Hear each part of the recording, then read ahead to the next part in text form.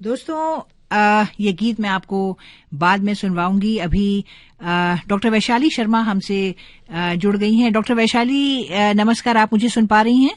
जी जी, नमस्कार मैम। चलिए, thank God आपसे बात हो पाई। मुझे यही लग रहा था कि मैंने अपने दोस्तों से वादा तो कर दिया था कि मैं डॉक्टर वैशाली शर्मा, जो एक उभरती हुई कवित्री हैं, उनसे आपकी मुलाकात करवाऊंगी। और चलिए, देखिए, आपसे मुलाकात हो गई। आप वैशाली जी, आपको ये एक उभरती हुई आप कवित्री हैं और आपने लॉकडाउन में बहुत सारे वेबिनार किए, जिसमें कि हमने देखा कि आप जो हैं वो काफी आपने जो कवि गोष्ठियां थी उनमें पार्टिसिपेट किया। तो ये शौक आपको कब से हुआ? अपनी यात्रा के बारे में हमें थोड़ा सा बताएं।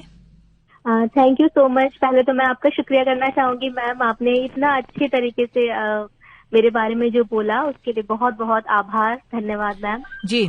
और मैम, ये एक्चुअली मैं जब ग्रेजुएशन कर रही थी उस समय से मेरा थोड़ा बहुत लिखना शुरू था जी। लेकिन बीच बीच में उसमें ब्रेक लगते गए और उसको एक जो नई ऊर्जा है वो कह सकते हैं कि सन 2009 में मुझे मिली। जी।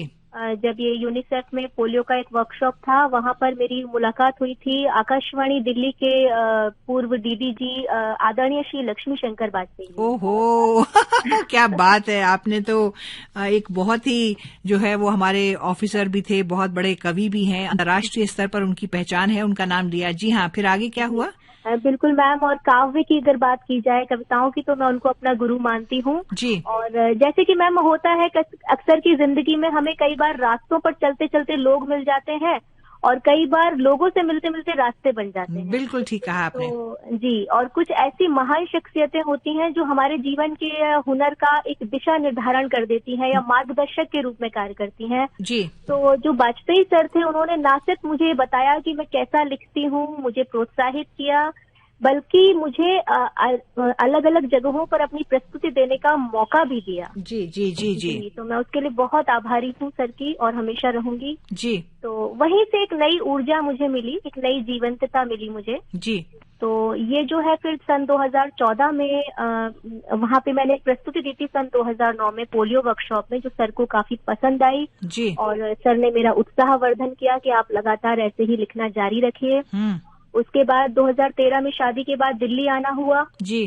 तब सर ने मुझे अलग अलग कार्यक्रमों में मुझे आमंत्रित किया, बुलाया वहां पर। और तब से मेरा सफर जारी है। फिर 2014 में मेरी अंकुश एक पत्रिका होती है, उसमें मेरी पहली कविता छपी थी। जी, मतलब कहने का मतलब ये है कि जो है वो आज आप जो कवित्री हैं वो आकाशवाणी की ही देन है। बिल्कुल मैम, बिल्कुल। और आप भी मैम सीनियर है रेडियो के मामले में, अगर देखा जाए मैम, तो आपने बहुत मार्गदर्शन किया है, उत्साहवर्धन किया है और मैं आपकी बहुत आभारी हूँ मैम। रेडियो के उसमें क्षेत्र में आपने बहुत कुछ सिखाया है।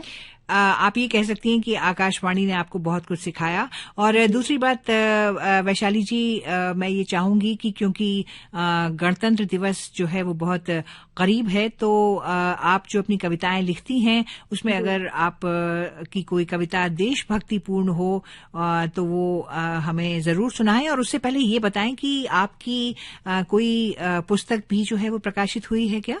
जी मैम, मुझे बताते हुए खुशी हो रही है कि हाल ही में एक सुनी अनसुनी नाम का एक काव्य संग्रह आया है राही पब्लिकेशन की तरफ से। जी।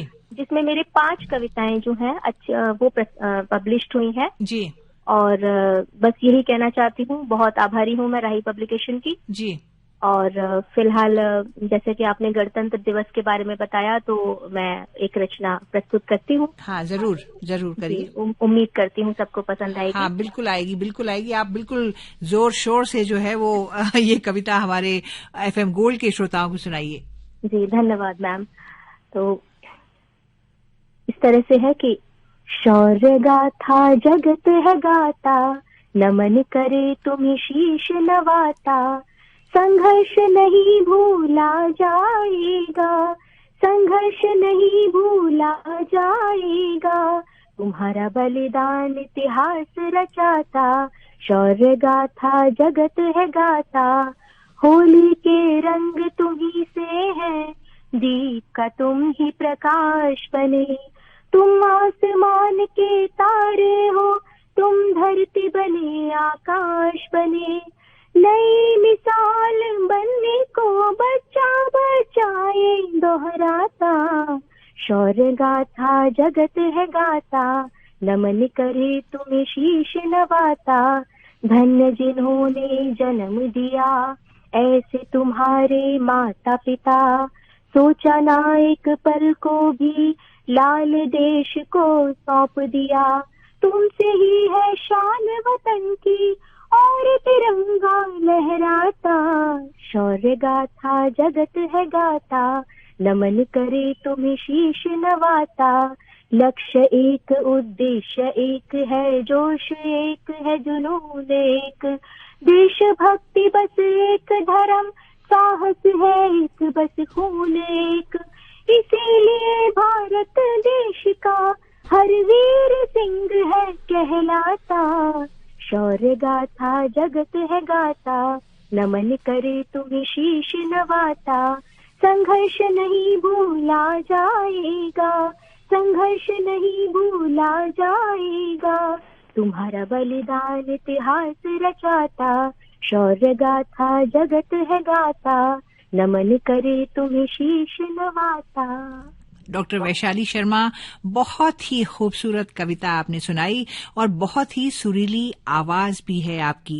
बहुत बहुत धन्यवाद, बहुत बहुत धन्यवाद। अच्छा वैशाली जी, ये बताएं कि जैसा कि आपने बताया कि आप विवाहित हैं और परिवार में हैं, तो एक छोटा सा प्रश्न जो पर्सनली मैं आपसे पूछना चाहती हूँ कि आपको किस वक्त क्या वक्त आपको मिलता है, किस वक्त जो है वो आप अपनी कविताओं को रूप दे पाती हैं? जी जी मैम, बहुत ही अच्छा खूबसूरत सवाल है मैम। और जहाँ तक मैं समझती हूँ कि हर गृहिणी के पास थोड़ा बहुत समय तो होता ही है, थोड़ा बहुत समय तो मिल ही जाता है अपनी दिनचर्या में से, अगर वो निकालना चाहे तो जी। और मेरा मानना ये है कि अगर आपके अंदर कोई शौक है, कोई हुनर है, कोई काम है जिसमें आपको खुशी मिलती है, तो कुछ पल अपने लिए जरूर निकालिए। अगर आप चाहेंगे तो ऐसा हो जाएगा, जरूर होगा। आप किस वक्त लिखती हैं कविताएं? मैम अक्सर जैसे शाम के समय या रात के समय जब काम से फ्री हो जाते हैं, या कई बार सुबह की चाय के साथ थोड़ा समय निकाल लेते हैं। और शाम के टाइम भी, शाम की जब चाय पीते पीते मुझे अक्सर ख्याल आते हैं और कई बार कोई विचार आया तो सडनली मैं उसको लिख देती हूँ।